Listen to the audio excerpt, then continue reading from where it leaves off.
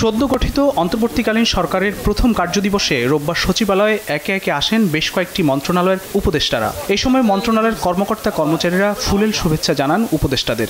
যুব ও ক্রীড়া উপদেষ্টা আসিফ মাহমুদ সজীব ভূঁইয়া জানান, নারী টি-20 বিশ্বকাপ আয়োজনের চেষ্টা চলছে। দেশের ক্রীড়া খাতে শৃঙ্খলা ফেরাতে ঢেলে সাজাতে চান এই উপদেষ্টা।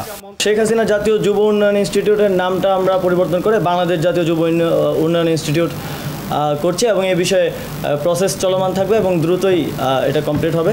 নারী টি-20 বিশ্বকাপের বিষয়ে আমরা বিসিবির সাথে কথা বলেছি।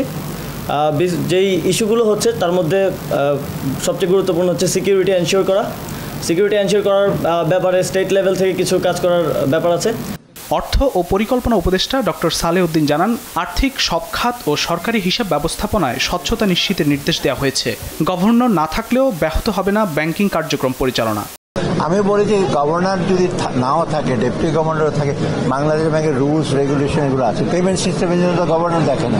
কর্মকর্তাদের বলছি, আপনার নিষ্ঠার সাথে মানুষের ইসের জন্য ইতিবাচক সব ইসে কাজ করবেন, কোনো কিছু ফেলে রাখবেন না, বাস্তবায়ন করবেন আর স্বচ্ছতা জবাবদিহিতা রাখবেন। প্রথম দিন নিজ দপ্তরে যোগ দিয়ে ডাক, টেলিযোগাযোগ ও তথ্য প্রযুক্তি উপদেষ্টা নাহিদ ইসলাম জানান, ইন্টারনেট সেবা বন্ধ করে দিয়ে মানবাধিকার লঙ্ঘনের মতো কাজ আর করতে দেওয়া হবে না। আমি আজকে চেষ্টা করব প্রথম দিনই যে গত আন্দোলনে যে ডিজিটাল ক্র্যাকডাউন আমরা বলেছি ইন্টারনেট বন্ধ করে, তার তদন্তের জন্য আজকে আমি ব্যবস্থা নেব যে কেন এই ঘটনাটি ঘটেছিল এবং কারা সেটার সাথে জড়িত ছিল, এবং দুর্নীতির বিরুদ্ধে অবশ্যই জিরো টলারেন্স নীতি বজায় থাকবে। স্থানীয় সরকার উপদেষ্টা AFM হাসান আরিফ জানান, দেশের চ্যালেঞ্জিং পরিস্থিতির উত্তরণে কাজ করবেন তারা।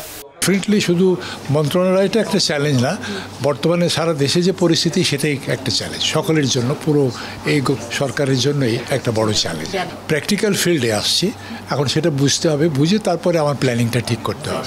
কৃষি ও প্রাণী সম্পদ খাতে নারী ও দরিদ্রদের জন্য কর্মসংস্থানকে বিশেষ গুরুত্ব দেওয়ার কথা জানান উপদেষ্টা ফরিদা আক্তার। প্রথম কাজ হলো যে একদম গ্রাম পর্যায়ে বা মাঠ পর্যায়ে যে অফিসগুলো আছে সেখানে আমি ভিজিট করব, যাব এবং সেখানে যে সমস্যাগুলো আছে সেগুলো চিহ্নিত করব। তো সেজন্য অনিয়ম যদি থাকে সেটা আমি অবশ্যই জানবো পরে, কিন্তু আমার মনে হয় যে অনিয়মের কোনো সুযোগ রাখা উচিত হবে না।